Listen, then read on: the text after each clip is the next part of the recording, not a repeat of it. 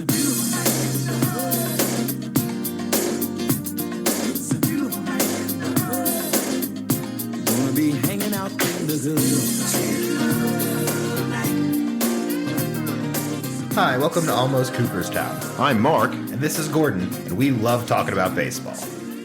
Welcome to the first episode of year 2 off season, and it's kind of interesting. We're taking a moment to kind of go back. We've been doing this for a while now.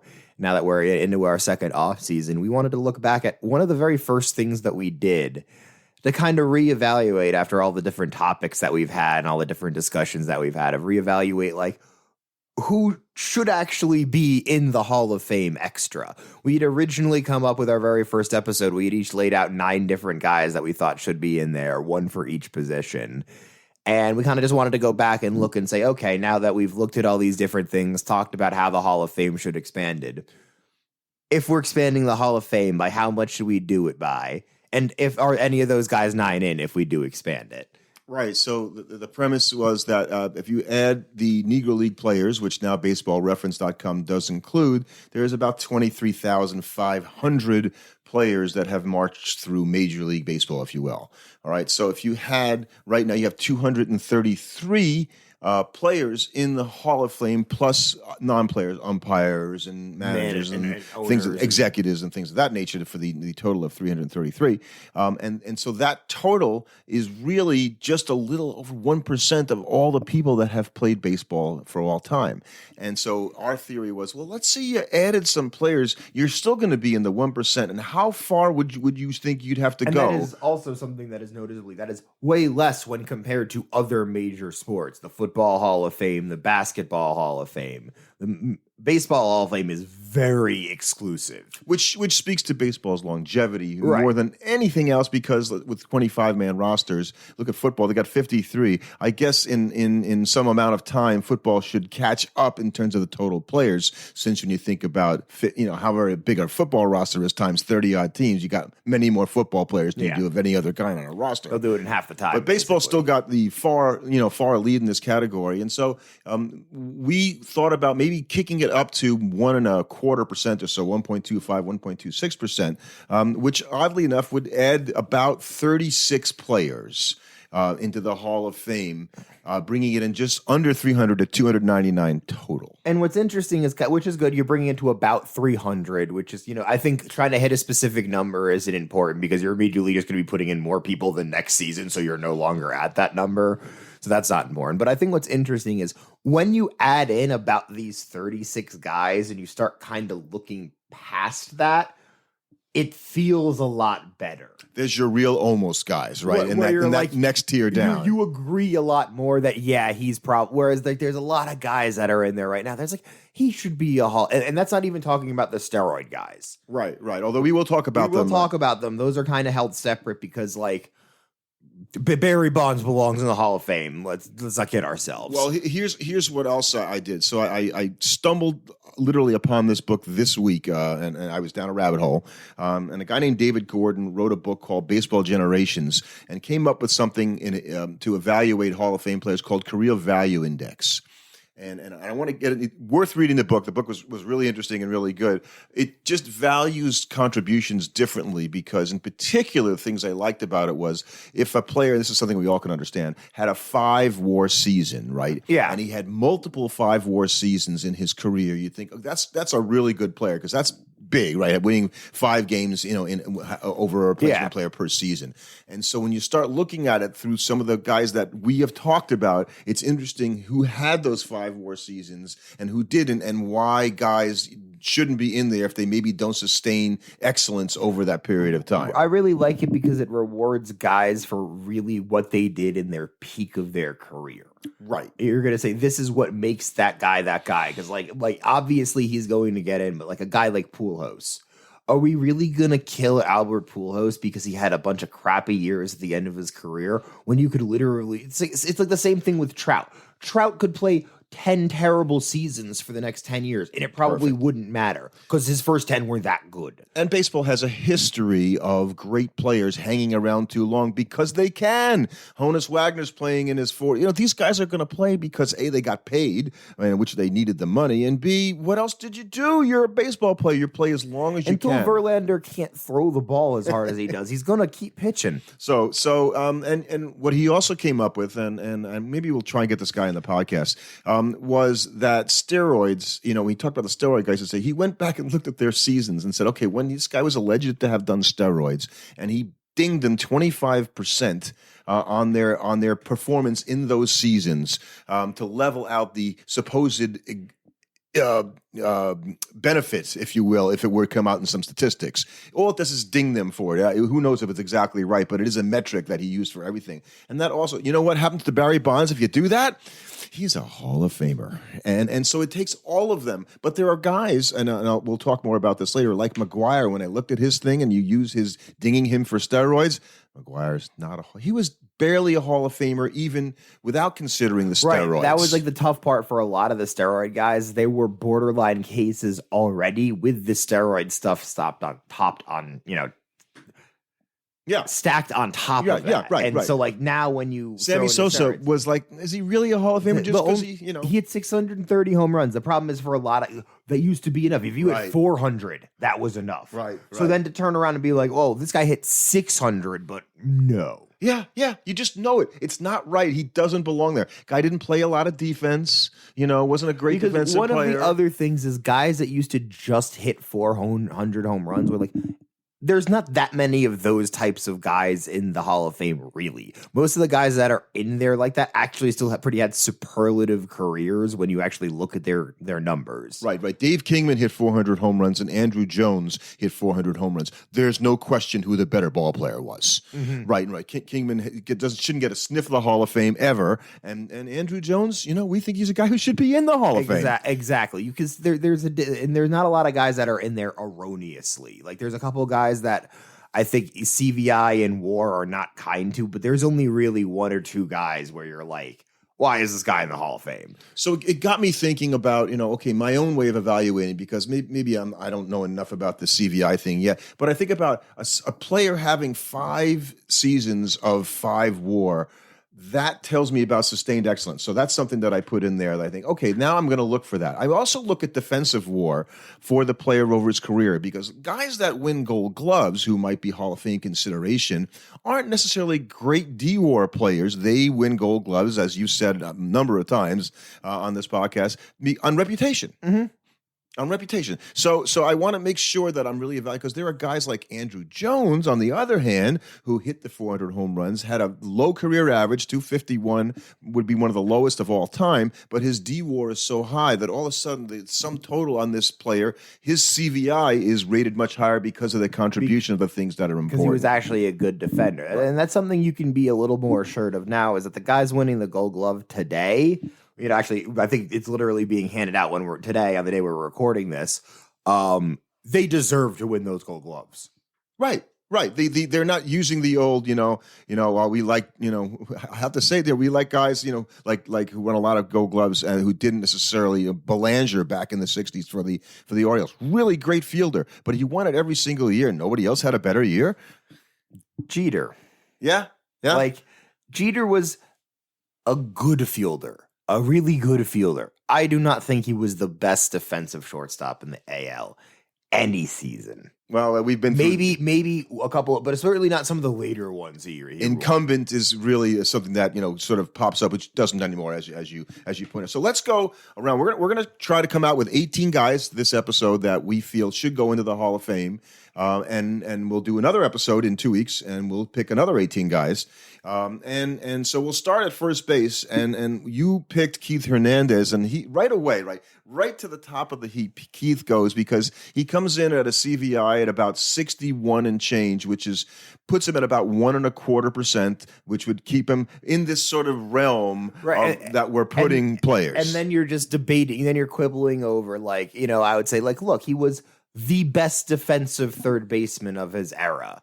a first baseman of his era, and far and away in some ways, revolutionized the position, which is not necessarily quantify, but it's not quantifiable. Right. His way of charging bunts and changing the at bat was a bit revolutionary, if you can say that defensively. No one was doing it. But nobody does it today. Right. So it's hard to argue it was too revolutionary because it's not like first basemen are doing that all the time now, but people don't bunt nowadays. So it doesn't really matter. So, and when it comes to Keith, his WAR over his career was 60, like we said, and he had a number. I'm trying to find the amount of seasons he had that in a row that would say, see his WAR. He had 1, 2, 3, 4, 5 seasons of over 5 WAR. It's pretty good. Yeah. So that tells me that's really important, right? That tells me the guy was consistently at a high level, for a long time. Only had 2 negative WAR seasons his last 2. Right, and you're not going to kill a guy. I don't want to kill guys, especially for last couple years stuff. It's not worth it. And the D-WAR was positive overall for his career, also positive for very long on a seasonal basis. And, it isn't easy to have a lot of D-WAR, by the way. That's not something you get very It's hard to accumulate that because it's much harder to be above the average replace a player defensively than it is offensively. So I picked Mattingly. CVI is not kind to Don Mattingly. Ooh. And it is he didn't have a lot of seasons of 5 WAR. He had a few. I think he had 3. And he won Gold Gloves because he was an excellent fielder, but his D-WAR wasn't anywhere near what Hernandez's was. He hit for high average, but if you look at his career in sum total, his CVI is actually in the 40s. Ooh. And he just it makes sense because I kind of try to equate the two guys, but Hernandez did a few things that were more special than Mattingly in every sense. Just listening, not really, and obviously not having watched either of these two play when they played, just thinking about looking at their careers and what they were perceived as, it just seems like Keith did pretty much everything that made Mattingly special for the most part, Hernandez did, but was better at. Right. The only thing I would say, Mattingly was probably a better power hitter than Hernandez. If you want to talk about pure home run power, but that wasn't Keith's game. Wasn't Keith's game. So. Everything else, though, the things that he shined brighter at the things that made them both special. You mentioned another guy because you saw him play when he was in the minor leagues, and he's coming up for election in the Hall of Fame, and that's Todd Helton. And so Todd Helton actually is served very well by CVI. He's in the top 1%. Does all the things right. He's in the top 1%. He fielded well and an unbelievable hitter. The only thing you ding him on is for being a Rocky, but I don't think you can. No, you can't. This takes into consideration park value, and WAR is kind of done that way too. It does take into consideration park value, but that as much as you look at the statistics, that's not how the voters look at it. No, I understand that. So, all right, we would say, we'll come back to first base. It might be two guys. I would say, to me, it's Hernandez and Helton. But Helton's going in this year. So let's leave the guys out who are not yet being even voted upon because Helton's only coming on to be voted now. Right. Okay, at second base, you had Lou Whitaker, and I had Bobby Grich.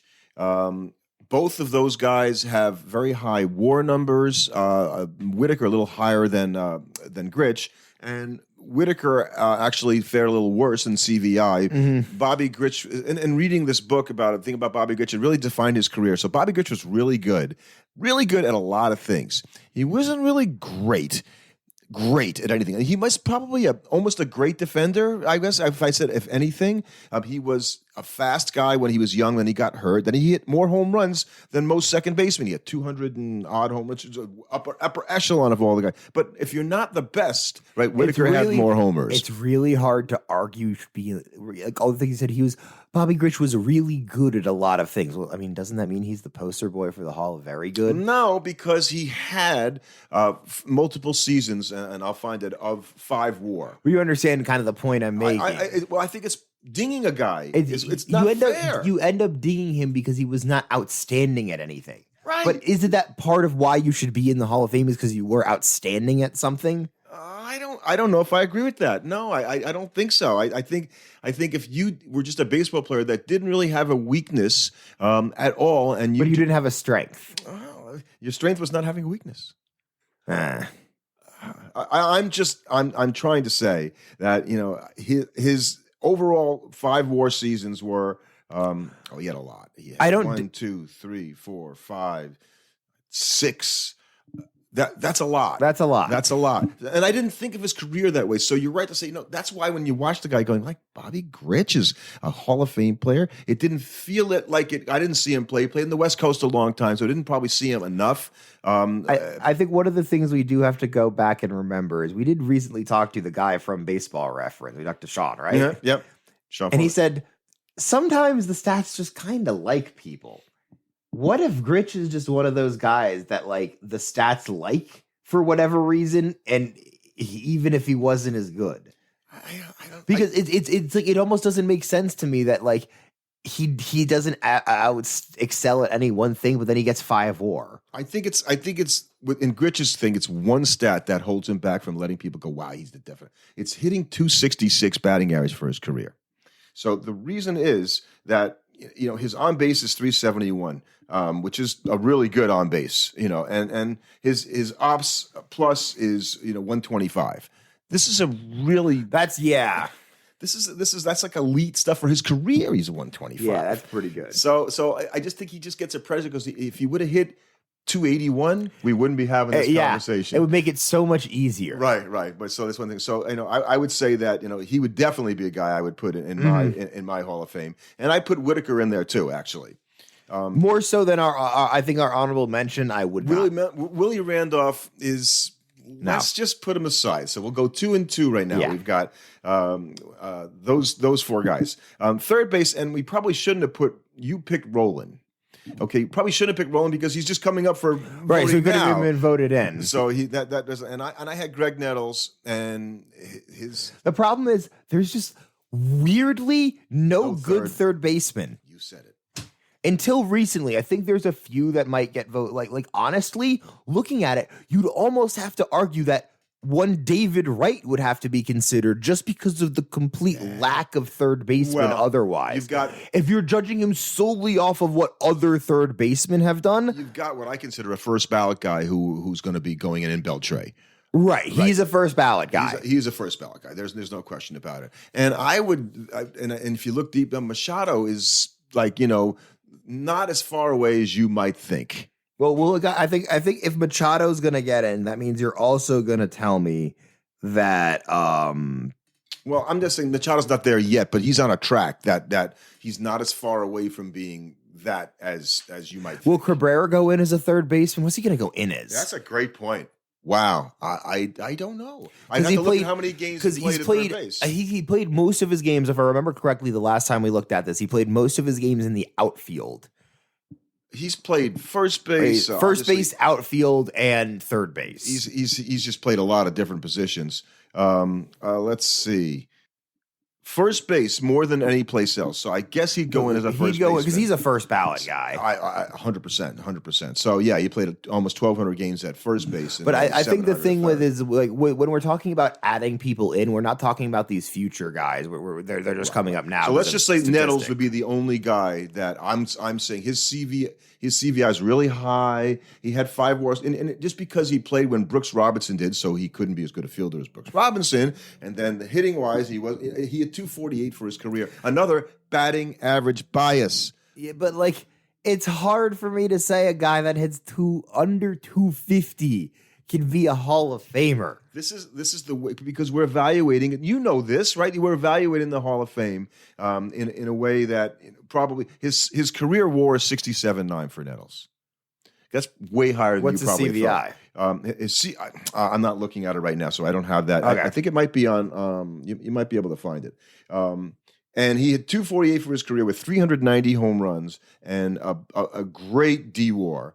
And as we say, the WAR itself, he had 1, 2, 3, 4, 5 seasons over 5, plus a bunch at 4, 8, and 4, 7. The only the only kind of like argument I can make against it is that considering there's only 13 Hall of Fame third basemen in the Hall of Fame, Honestly, that just probably means it's never been a particularly strong position in the major leagues otherwise. So in theory, getting a high WAR as a third baseman, depending on the relative strength of your position at a given not time, mean as much. may not mean as much because a guy like Nettles might be able to get 5 WAR as a third baseman when if you put him at another position, he'd be like a 1.5 WAR player. Well, let's put in one third baseman for now. We'll put in Nettles. We'll put in Nettles for now. At shortstop, you came up, and this is a great pull with Vern Stevens.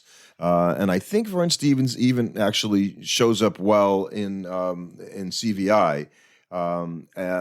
I don't know that he shouldn't be in the Hall of Fame. I'll have to look up his stats. I had Garcia Parra, who did not fare well. Garcia Parra, you like Garcia Parra as a legacy player a lot more than I do. I think I liked the beginning of his career and thought that it was longer at the level that he played at. Now he played, the requisite amount of years in the major leagues, but the backside of his career was so diminished comparatively, and you almost forget about his time with the Dodgers in the first place. Right, he had like a decent season. He had a good season with the Dodgers. I know that, but it was not a long run with the Dodgers. So Vern Stevens, if we go there, I don't have the CVI in front of me, but if you look at the seasons of 5 WAR, he had 1, 2, 3 seasons of more than 5 WAR, 2 at 4.7 and 4.6. That's right. That's right. What was his career WAR? We can talk about it. His career WAR is 46 in what would be about 13 seasons. So he didn't play very long. Didn't play very long. So he averaged, more than 3 WAR a season. Right.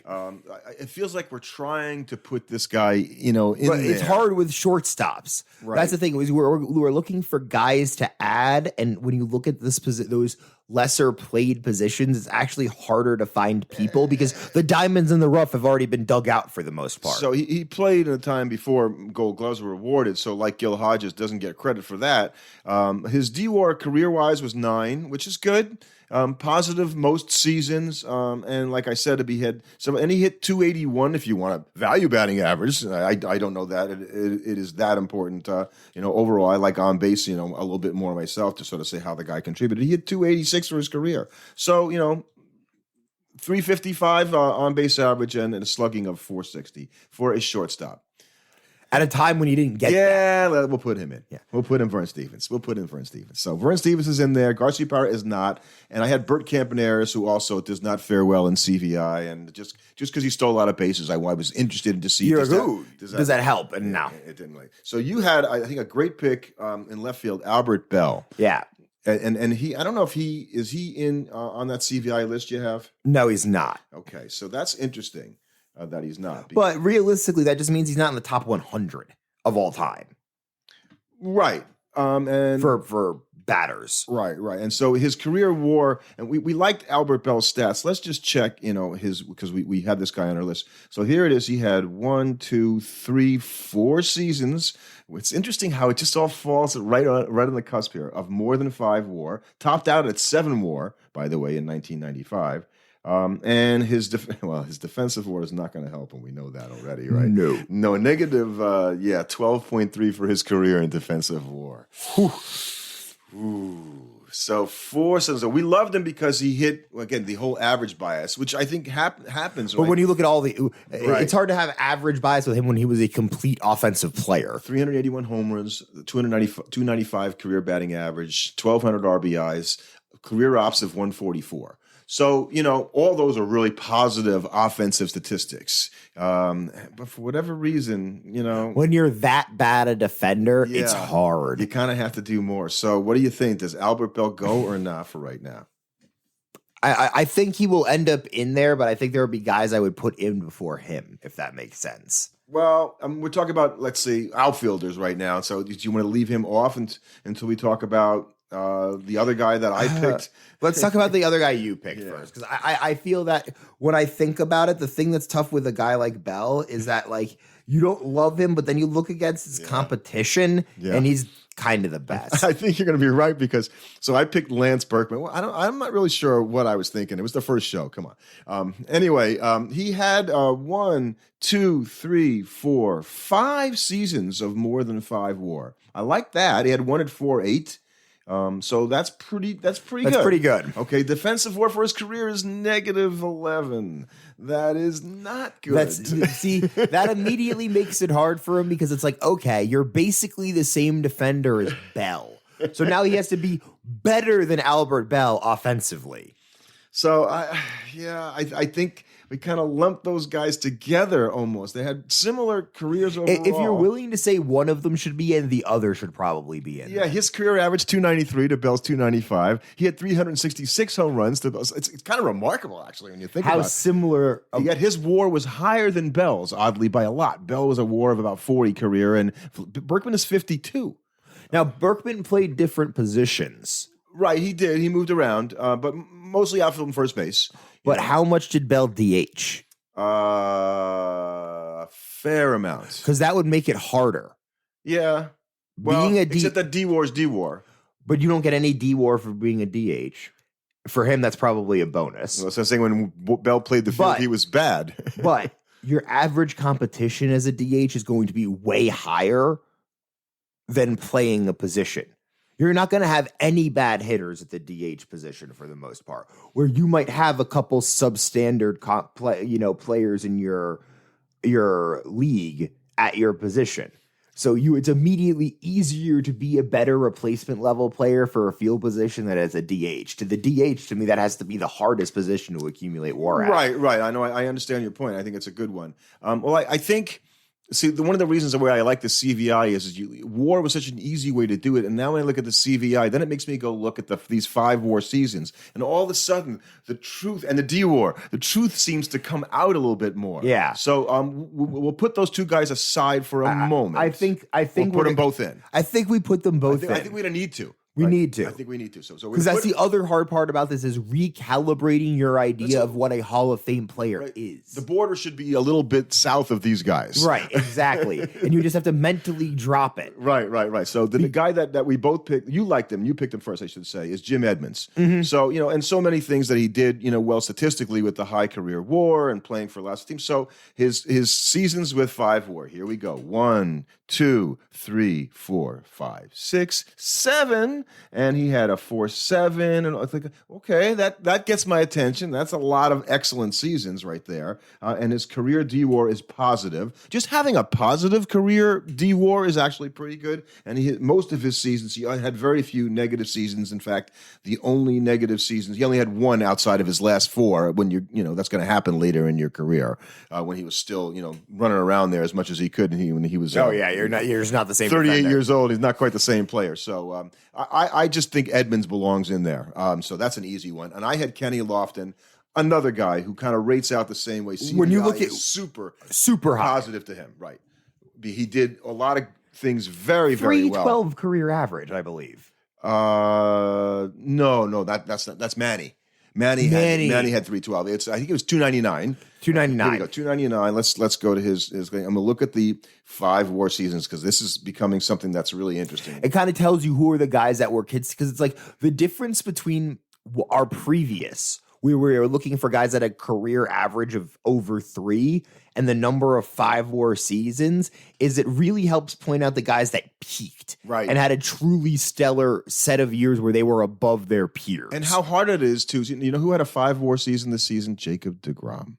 He pitched half a year. Which just tells you, imagine what if you had done. Let's just have a Mets moment here. Take a step back and just fantasize about what if he had just maintained that pace for an entire season. He would have literally rewritten the record books. He's a Met. He didn't.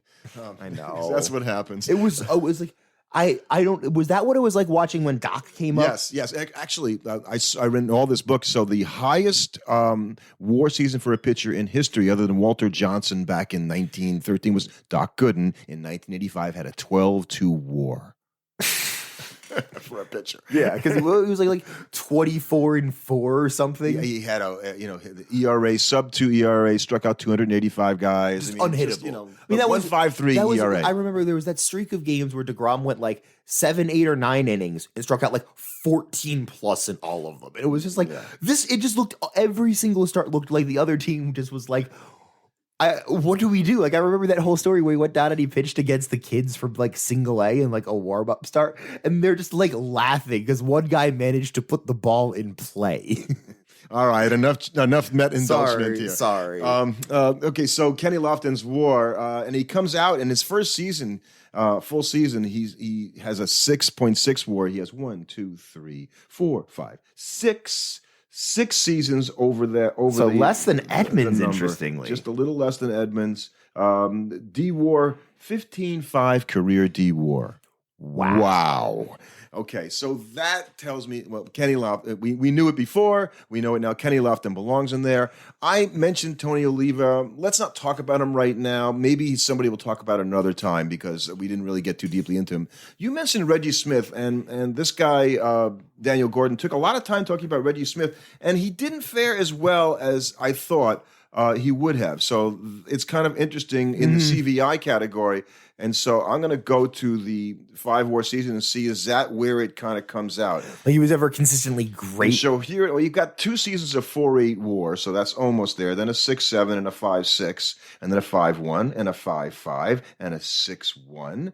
That's a lot of really good seasons. Okay, career D-WAR positive at 3.0. Only had a couple of negative Boy, there's nothing in here. That tells me Reggie Smith. That tells me that was a good pick. So I would say Reggie Smith will belong there. I had Dwight Evans. He scored well in CVI. He's going to be in there. I think. I think both of these were guys that we felt pretty strongly deserved to be in the Hall of Fame. That have been sort of, but these stats are really supporting because we'll take another show, maybe even by itself. So he did a reductive show, the reductive aspect of who should come out based upon them not hitting these CVI metrics, and it's kind of interesting who does. I'm guessing it's not many. There are guys, and we don't want to be reductive here, so we're not looking to take people out. But you could easily say, I know if you wanted the top. There's like Lloyd 1.25, Wainer or something. That is exactly Lloyd Wainer. Very good, right? Little Poison. Yeah, because his brother was great. And he was only elected because he was his brother.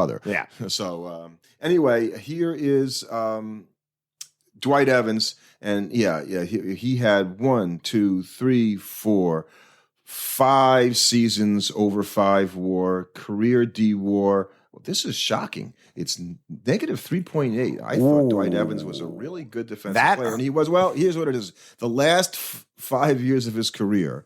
Negative 1.5, negative 1.7, negative 1.7, negative 1.2, negative 1.1. So he really did not finish strongly defensively. His entire D-WAR at the end of his career, which kind of goes against. How many seasons did he play?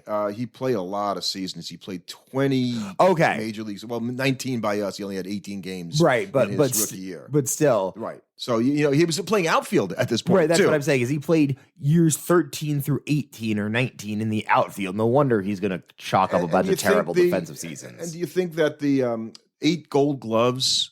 Would they actually, in his case, mean something as a right fielder? And he wasn't winning Gold Gloves on reputation. He had more assists than anybody in the league year after year. You think that would come out in D-WAR, but again, the end of his career, D-WAR sort of he would have been a positive player without that. So, he had a 67 career WAR, but he ended up doing well in CVI. He stays in my book. Same with Reggie Smith. I think both of them are in. And Bobby Abreu, you mentioned as well, and Bobby Abreu didn't fare all that well in CVI, which doesn't surprise me because he was somebody that I think is actually a Hall of Very good guy. Yeah, and the sort of the statistics bore that out. Not that he didn't have a lot of seasons. He had 1, 2, 3, 4, 5. Whoa, hold on. Whoa. 1, 2, 3, 4, 5, 6, 7. 7 seasons of more than 5 WAR. Yeah, it's kind of, when he does that. Career D-WAR, and again, same as Dwight Evans. Tanked at the negative negative 10.9 is the career D-WAR. Unless he was really bad the last couple years. No, not any bad that he more bad than he was for a lot of other years. So he was just not good. So not a very good. I didn't think of him as not, and he won a Gold Glove. Now, how does that happen in a season where he has a D-WAR of negative 1.5? He wins a Gold Glove. Because it was a career. Who else was out there?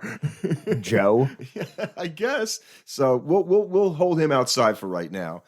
We both think Thurman Munson belongs in the Hall of Fame. Catcher is another one where I feel like Great they've gotten it right most of the time. Like there's not a lot of catchers that aren't in that should be in. And the brevity of his career is what the knock against him, because he died in a plane crash. Like that was his, like it's his fault.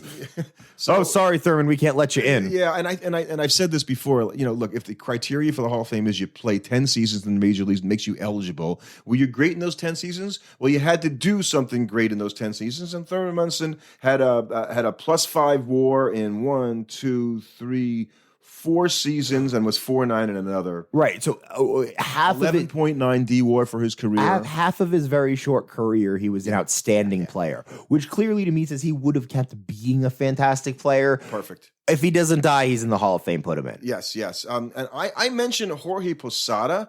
And I'm gonna guess D-WAR is not kind to him. Oddly enough, it's not as bad as really. Yeah. I think he because early in his career he wasn't as bad.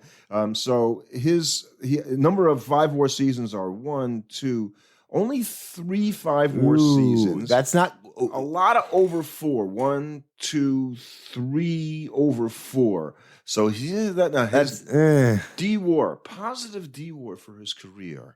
Surprising. 2.6 positive, which again, so that offsets the fact that he only has the 3.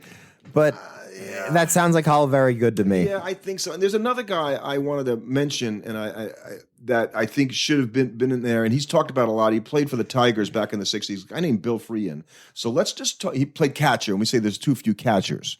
Well, the problem for them the problem that's going to especially happen is there's 2 catchers that are very likely to go in. Yes. Over the next 10 seasons or whenever they're eligible. They might even both be first ballot type guys. And here's why I'm gonna say maybe not. I'm so glad you brought this up. So this week, Buster Posey retired. Yep. And Yadier Molina said, I'm going to play my farewell tour next year.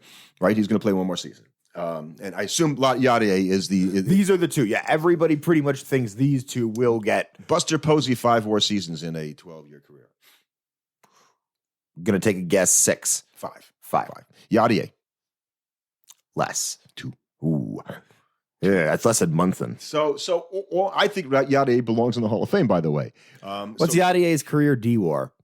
Yeah, I knew you were going to say that. Yeah, because this is the thing. It needs to be impressive, because if it's not impressive, he's in a lot of trouble. Isn't this an interesting way to look at it, though? Because it begins to really sort of separate. I'm just saying, you need to, his D-WAR for him specifically. So here's his career D-WAR. 26.8. Yeah, put him in. Yeah, there you go. That's why Yadier Molina's going to the Hall of Fame. Because he is maybe the second best defensive catcher of all time, behind only one man, and we both know who I'm talking about. And here, actually, okay, I was talking about Pudge Rodriguez is the best defensive catcher of all time. One of the best catchers of all time, Johnny Bench, actually turns out when you look at CVI and you look at but Gary Carter actually outdid him, interestingly enough. I'm not surprised. Bench. There's a lot of old-timey baseball players that are revered as gods, but when you go back and you look at their statistics, you're like, he's not any really different than some of his better peers at the time. And you're right. And I think like Gehrig. Oh no. Don't get no. You You got to look at Gehrig's stuff. That's ridiculous. Is it? It's like video game good. Because it's like Mantle to me has those impressive. If I looked at Lou Gehrig 5 WAR seasons, my guess is going to be like 11. Okay, yeah, probably. See, that's the other thing. But then again, Lou Gehrig was playing against like Shoe Can Johnson, who only had 3 toes and spoke German. No, that's a little harsh. No, because he was playing much later. He came right after the dead ball era. His first season was 1923. Okay, he wasn't playing because you asked. Let's look. Because you ask, and a guy that has a career WAR of 130. 13.7 is going to have a lot. Okay, yeah, we can stop now. I'm wrong. We could just say I'm wrong. Yes. So forget about the fact. Let's say we throw out the 11.19 season. Do we have to? Are we just gonna rub in how wrong I am now? Okay. So, but Yadier surprisingly only has a career WAR, and this surprises me. Why WAR is maybe not a great stat sometimes. It's only 42, and that just really surprises me. He's not because he had a couple. The thing is he's one of those guys whose history has been rewritten because he's had some good offensive seasons late in his career. He's been rewritten as a good offensive player when that's not how the statistics really play out. I guess as a hitter, right, his career average of 280 to me, I mean, that, like anytime you got a catcher that hits 280 and plays defense of any kind, he's already like right there. Right. He is a Hall of Famer, but the problem is hitting 280. We're all like, oh, yeah, that's for a catcher. That's great. But is it really? Right. Well, and you can knock Yachty for his 330 on base for his career. That's not He doesn't walk. Fantastic. His 402 slugging, not so much. Ops plus at 97. So the defense is what makes puts him so far over the top because he and he's been that way there for so long. But I guess I'm surprised that it doesn't help his WAR as much as it should. So I think WAR. I think it's less that it's not. I think it is helping his WAR massively. I just think that the way he plays offensively is not good for accumulating a lot of WAR because he doesn't get on base a ton and he mostly gets singles. Yeah, well, 171 career home runs. Over how many seasons? Yeah, there's a lot of seasons. He's got 18 seasons. Yeah, so it's like 10 home runs a season. Yeah. It's not that great. No, it's not. But we both agree, he would be. He's all of Famer. He would be when his time comes up. There is no question. Both him and Posey. So we were talking about Freehan, and Freehan kind of falls into the same category as a guy who had a few. He had 1, 2, 3. Wow, he had some 6.9 WAR season. 3 seasons of 5 WAR, and then he had a bunch at 4.3, 4.2, 4.1. See, the thing is you can't 4.3, 4.2, 4.1 is not saying the same as saying 4.9, 4.8. Career D WAR. Okay, 12. That's good. Except his problem is Yadier's got 26. Yeah, but we want to put more catchers in the right. Hall But of we were Fame. already the problem that a guy like Freehan's going to have is it's really easy to not put him in because we know we're adding 2 more catchers. All right, and well, I think those. Remember, there were 260. I looked this up. 265 new rookies this year. So each year we grow the pool by 265. If we put in about 2 guys a year, some years we'd have to put in 3 to keep at that 1% plus number Marker there. So I think we have to remember that we're going to add guys all the time. I think we're looking to put guys in to get it up to a certain number and then let it organically grow from there. True enough. So that's kind of what I'm putting out. So I think Freehan, we're gonna a 262 career batting average. There's a batting average bias there. Ops plus for his career 112. God, that's really hard. That's not great. It's good, not great. Yeah, it's really hard. Is it Hall of Fame? Yeah. So we're going to leave him out for right now, but somebody we'll talk about another time. The pitchers we had, you had Kevin Brown. You picked Kevin Brown. I did. And Kevin Brown ends up showing very well in CVI. And he's one of those guys that for whatever reason, I think because if I remember correctly, he was not the most likable fellow. People forgot. And because he played for that Marlins team and he had some of his best years for a team that lasted for such a short period of time, people don't remember that. People don't remember those Marlins teams and that they were actually good and he was unbelievable for them. And then the Dodgers were dodgering it up in the late 90s. Right. So his greatness for them didn't matter. And his everywhere he went, he sort of brought something to the table and he got sort of better as his career went on in a lot of ways. Then he had some not so great seasons in the end. Pitched a ton. Well, I look at things like career WHIP, which was 1.22. That's very, very, very especially for a starting pitcher, for a starting position, particularly at that time. And he had just a ton of seasons over 5 with WAR. I mean, just a ton of them. 1, 2, 3, 8, 6, 4, 5, 6.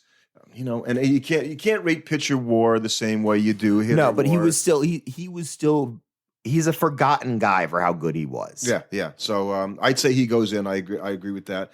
And I had Schilling, and because Schilling doesn't fall into the steroid guys, he's just kind of like he exists in this weird space outside of them. This is the last year he's on the ballot. and he has asked his name to be removed from the ballot. So after that, he'll have to wait for the Veterans Committee.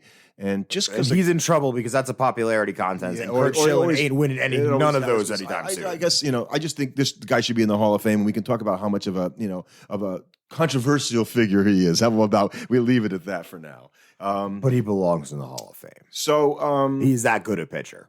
So we have to get 3 more guys. Okay, so we passed on guys like Bill Freeman.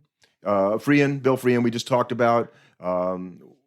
We passed on Willie Randolph. Mm-hmm. We passed on Mattingly. We passed on Posada. We passed on Abreu. So if you look at guys that have been overlooked, and I went back and came up with CVI guys that rank very high. If you look at the list. So Ken Boyer, who won an MVP in 1964. Well, with 3 more to go, I think it's actually kind of simple because I can immediately name one of them because he should have been in. Dale Murphy. Dale Murphy, really? Yeah. Well, let's take a look. Murphy, career WAR was always kind of like 46.5 and a career average of 265. There's that batting average bias. Right. I'm going to keep saying because I think it's really prevalent, throughout this thing. So he had 1, 2, 3, 4, 5, 6 seasons where he was 5 WAR more than 5. That's very good. That's way above most people. Mm-hmm. And he came up as a catcher and then went to the outfield because they didn't want to destroy him behind the plate because he was such a good hitter. So his D-WAR for his career is negative 6.8. Had a bunch of solid years in mid-career when he was playing outfield, where he... And then he deteriorated. Right, and he won 2 MVPs. So that's almost like a wild card to me. If you win back-to-back MVPs, let's put all the guys in the Hall of Fame who won back-to-back MVPs. Probably should do that. Mm-hmm. So we'll say Dale Murphy is in, and I kind of like that for that reason alone. It's something that sets him apart from every other guy that's on this outside list looking in. So I'm going to pick, and I'm not looking at the numbers yet. I'm going to pick, we have a list of guys. Yeah. So I'm going to pick Dick Allen. And Dick Allen, we talked about on this podcast before. I'm going to bet that he's going to come out well in having those 5 WAR seasons. I'm a little worried about the D-WAR. So career WAR of 58.7 in what would be 14 years. Mm-hmm. That's really good. That's over 4 average career warriors. So you're going to see some good numbers. Yeah. And you sure do when he comes out of the box and he, goes 8.8, 6.4, 7.5, 5.3 for his first 4 years of his career. He has an 8.6 later in his career. But oddly enough, he only has what would be 5 career WAR seasons. 6 over 5. So that's high end. Career D-WAR of negative 16.3. That does not help his case at all. Batted 292 for his career. Batting average bias on the positive side. So what kind of ops plus number would you have to have now, based on what you just heard, that would make you think that would really 120 plus? How about 156? Woo! Okay, so Dick Allen is going to be in our Hall of Fame. Yeah.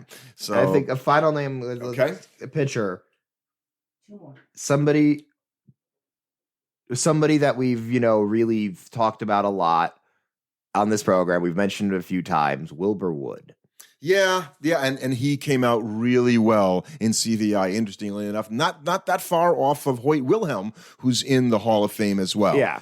We've talked about Wilbur Wood is a guy that when you not a lot of people know him because he's an older player, but when you look back at his... I love this. When you look back at his career statistics, they're impressive. So, I love this. And so should I, well, I'm not going to, because I don't want to really pull the pitcher WAR thing, but his CVI number was way up there with Wilhelms, who also easily made the Hall of Fame. Right. So there is one more we have to come up with. And I have one that we talked about him even in this podcast. And I think it's time that he goes in there because of his defensive contributions. That's Andrew Jones. Yep. He deserves to be in there. Yeah. Andrew, Andruw Jones. I always like that. I always remember that he spelled his name differently than everybody else. And, here's a guy who, because of his lousy career average. What's his career D-WAR? Let's go. So the career average is the knock against Andrew Jones. He batted 254 for his career. He hit 434 home runs. Okay, so that's good. His ops plus was 111. On base 337. This was a guy who struck out a lot, did have 152 career stolen bases for a power hitter. I think that certainly should go in his favor. And he's the guy whose style of hitting would be looked on a lot more favorably now than it would have been back. Talk about a 3 true outcome guy. Yep. So, okay, so how many seasons over 5 were? Let's see. Remember he had the great World Series against the Yankees in 96. And that was that's his where breakout. His coming out party. And then he had a modest 3.3 WAR in his second season. Then he went 7-4, 7-1, 8-2, 4-9, 6-5, 4-9, 3-2, 6-7, 5-6. That is 1, 2, 3, 4, 5, 6, and then one at 4-9.